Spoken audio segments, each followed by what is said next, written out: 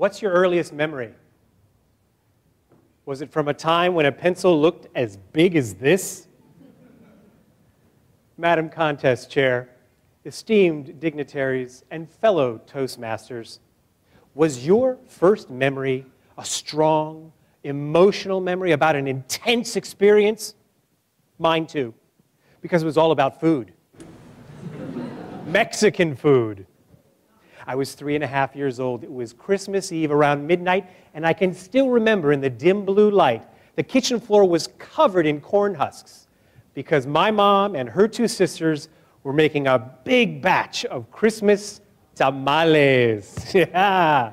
Oh, I can still smell the sweet corn and the rich spices. And my mom always told me, "Mijo, tamales mean I love you."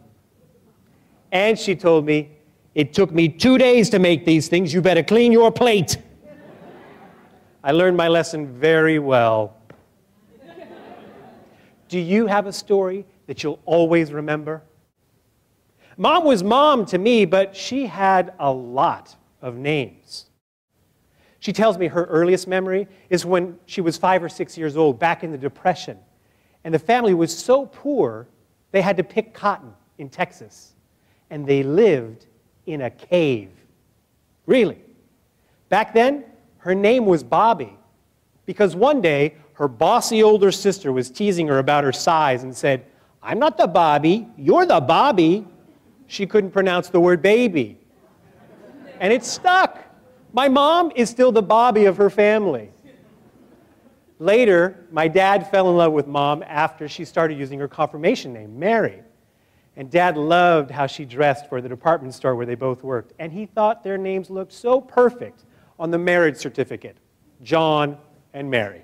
And then, when I was 6 or 7 years old, one day I asked her about the gold letters on her matching set of luggage. There was an O, an E, and a T. And she said, "Oh, well, that stands for my real name." Her real name is Orali Espino Tarango. I know, doesn't it sound like something you say in Spanish when you stub your toe? Actually, in Latin, Oralia means golden. And that was the name she returned to after her 2 marriages had failed, and after she figured out that she couldn't be somebody that she wasn't. But the golden lining is, that's when she really started to live her life. It was Oralia who went back to school for massage. Oralia traveled to Paris and Hawaii. Oralia became a professional storyteller. She was no longer the shy younger sister or the over-accommodating wife. She has become Oralia Espino Tarango. See, the story of my mother's names is all about growth. In fact, she's my role model to never stop growing. I think secretly at heart, she's a Toastmaster. So what's your story? You know, you're the next chapter in your family history, so how's it going? Are you getting writer's cramp or writer's block? Everybody has a story. Sadly, my mom's story is in the middle of a tragic chapter. She's in late-stage Alzheimer's, around stage 6, if you know it. Our family figured out about 6 years ago at my wedding when Mom couldn't seem to find her hotel room. And now she lives in an assisted care facility, and there's a vacant look in her eyes a lot.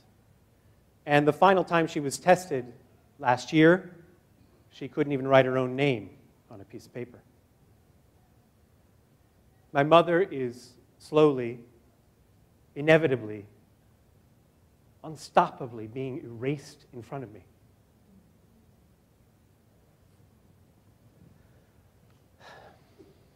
I'm so grateful that she told me her story. I'll remember it for her now. That's my job.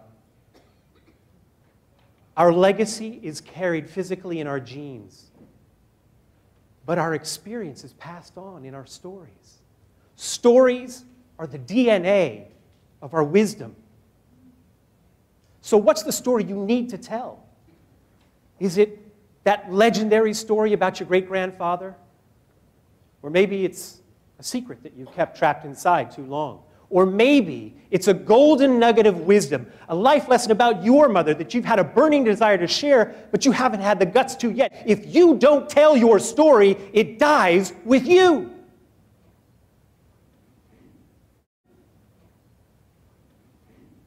This Christmas, I picked up Mom to take her out to lunch, and she was so happy.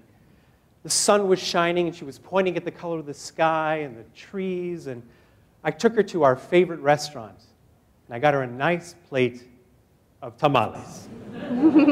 And she took one look at it, and she said,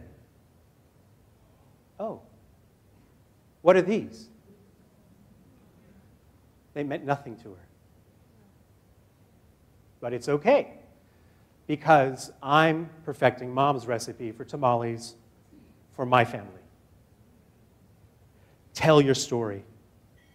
And my Toastmasters, if you remember my stories, I promise I will remember yours. And isn't that the way we write the book of life? Taking turns up here and out there, telling stories together. I've got a challenge for you. Ever since Mom started using her real name, people have had trouble pronouncing it. Some people say Aurelia. Some people say Orlia. Let's prove them all wrong tonight. The right way to say it is Auralia. Will you say it with me on the count of 3, please? 1, 2, 3. Auralia. Again. Auralia. Louder. Auralia. Thank you, fellow Toastmasters, for remembering my mother's story. Now, go tell yours.